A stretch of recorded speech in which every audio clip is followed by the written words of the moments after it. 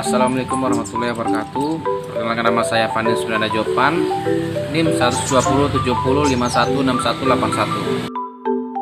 Assalamualaikum warahmatullahi wabarakatuh.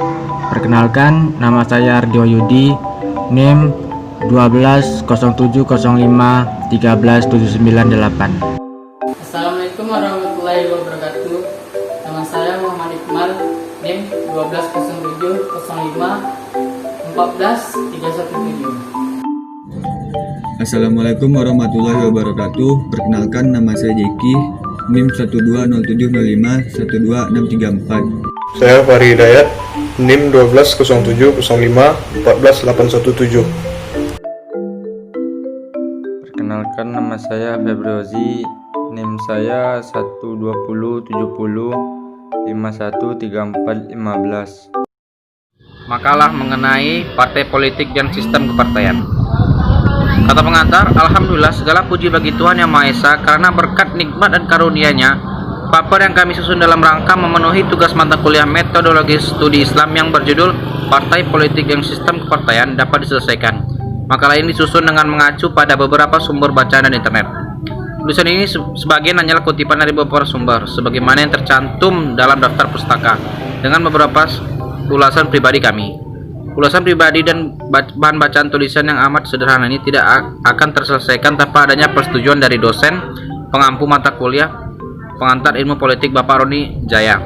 Kami sebagai penulis menyadari bahwa penulisan makalah ini juga jatuh dari kata sempurna, dan mungkin beberapa pandangan kami sebagai penulis sedikitnya belum teruji kebenarannya. Namun harapan kami semoga karya yang sederhana ini ada setitik manfaatnya, terutama untuk kami sebagai penulis dan teman-teman yang telah membaca makalah ini. Pendahuluan, latar belakang. Sebagai negara demokrasi yang berlandaskan Undang-Undang Dasar, negara Indonesia sangatlah menghargai pendapat ataupun aspirasi dari rakyatnya. Oleh karena itu, undang-undang telah mengatur dan menjamin sebagaimana rakyat Indonesia bebas untuk berkumpul ataupun berorganisasi, sehingga setiap rakyat pun terdorong untuk membentuk suatu organisasi. Sejak diadakannya pemilihan umum secara langsung melalui voting atau pemungutan suara terbanyak, pemilihan umum di Indonesia sejak masa kemerdekaan Republik Indonesia sudah dilengkapi dengan berbagai macam partai politik. Partai politik adalah organisasi yang bersifat nasional dan dibentuk oleh sekelompok warganya Indonesia secara sukarela atau dasar kepentingan bersama. Rumusan masalah yang diterapkan adalah bagaimana lahirnya partai politik Indonesia, apakah definisi dari partai politik, bagaimana pengklarifikasian atau pengelompokan partai, apakah fungsi atau peran dari partai politik. Tujuannya mengetahui sejarah lainnya partai politik Indonesia, mengetahui definisi dari partai politik, mengetahui pengklarifikasian atau pengelompokan partai, dan mengetahui fungsi atau peranan dari partai politik. Yang pertama, sejarah partai politik Indonesia. Partai politik pertama lahir di negara-negara Eropa Barat. Pada mulanya, perkembangannya hanya di negara-negara barat seperti Inggris dan Prancis. Kegiatan politik dipusatkan pada kelompok politik dalam parlemen. Dengan meluasnya hak pilih, kegiatan politik berkembang di luar parlemen dengan terbentuknya panitia pemilihan umum. Sejak masa penjajahan Belanda dan Jepang, macam-macam partai politik yang bertujuan sosial maupun berdasarkan agama telah ada di Indonesia, seperti Partai Budi Utomo, Muhammadiyah, Syarikat Islam, PNI, Katolik, Masyumi, dan sebagainya. Hal ini merupakan suatu bentuk manifestasi rakyat Indonesia yang menginginkan Indonesia merdeka dari negara asing. Definisi partai politik. Partai politik secara umum dapat didefinisikan dengan sekumpulan orang yang mempunyai tujuan ataupun kepentingan yang sama, dengan tujuan memperoleh kekuasaan politik dan memperebut kekuasaan politik. Biasanya dengan cara konstitusional untuk melakukan kebijaksanaan mereka.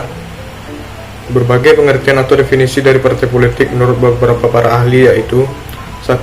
George Jeffrey Rees.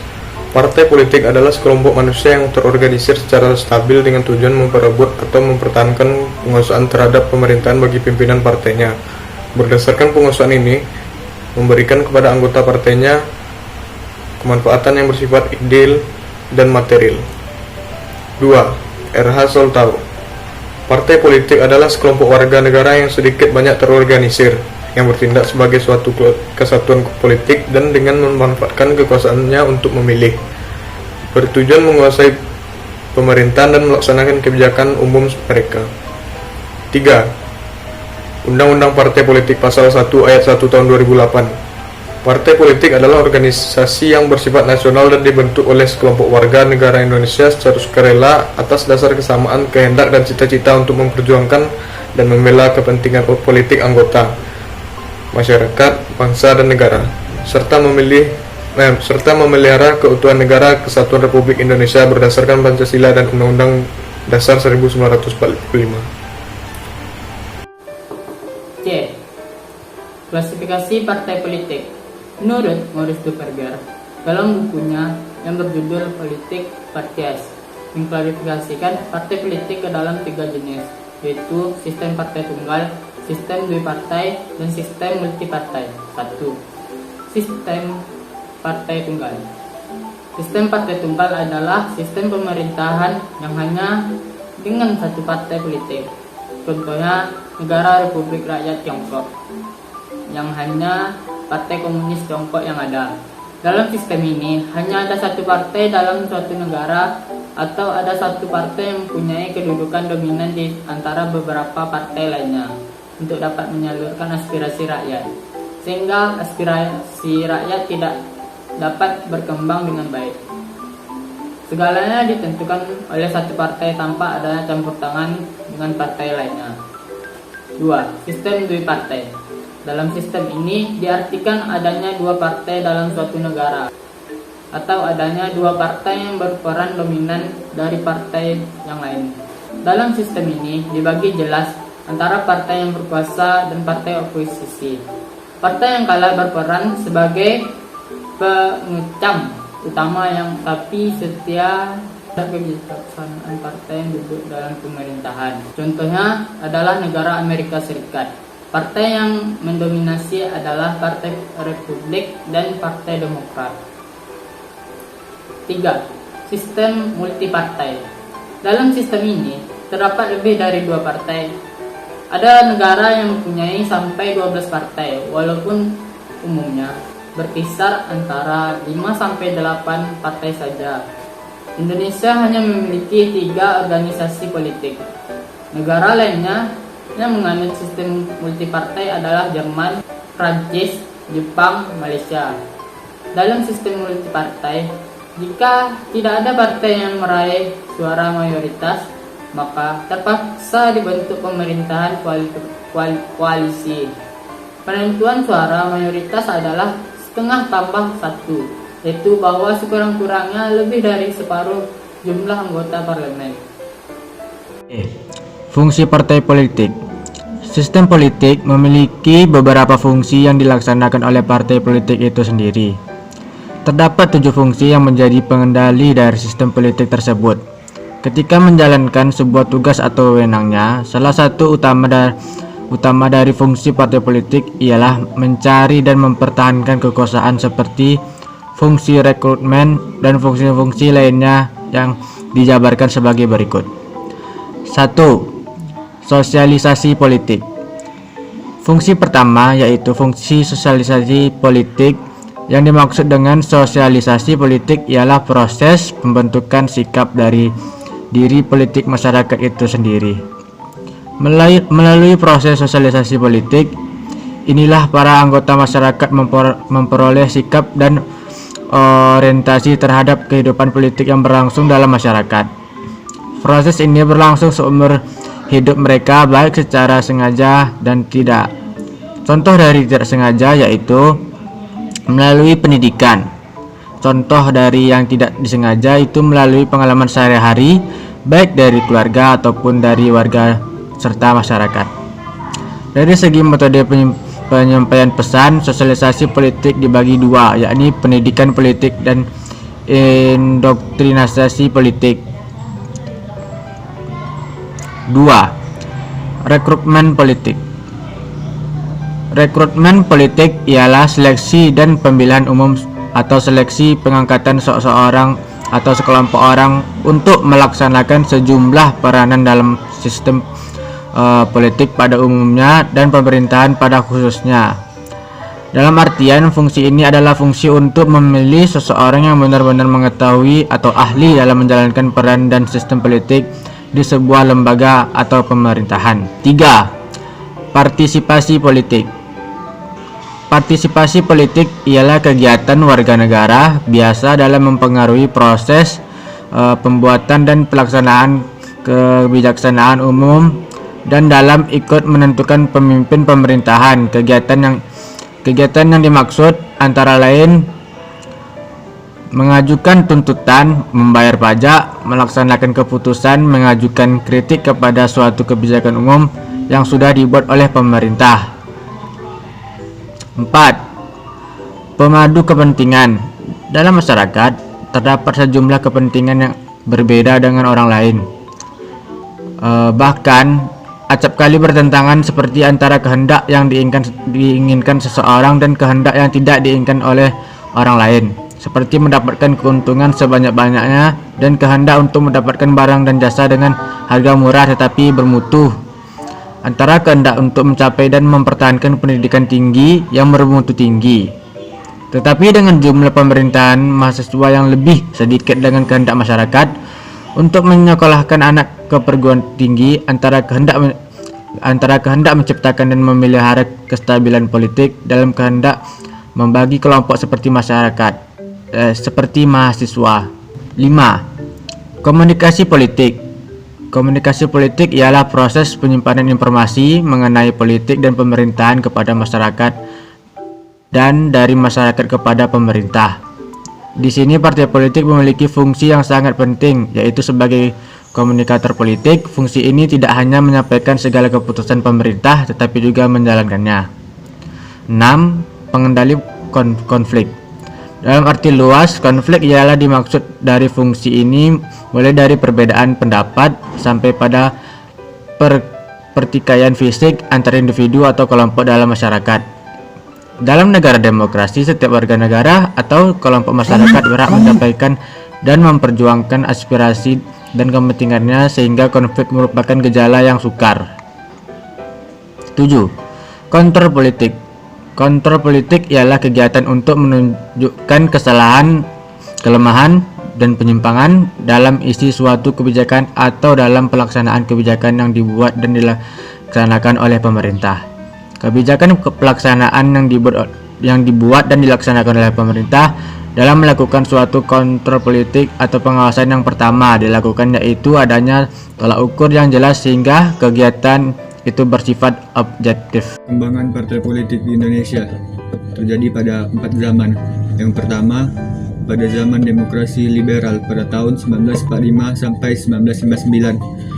Pada zaman ini dibuktikan dengan adanya kebebasan dalam mendirikan sebuah partai politik. Fungsi dari partai politik sangat berpengaruh untuk menentukan tujuan dari negara melalui lembaga perwakilan.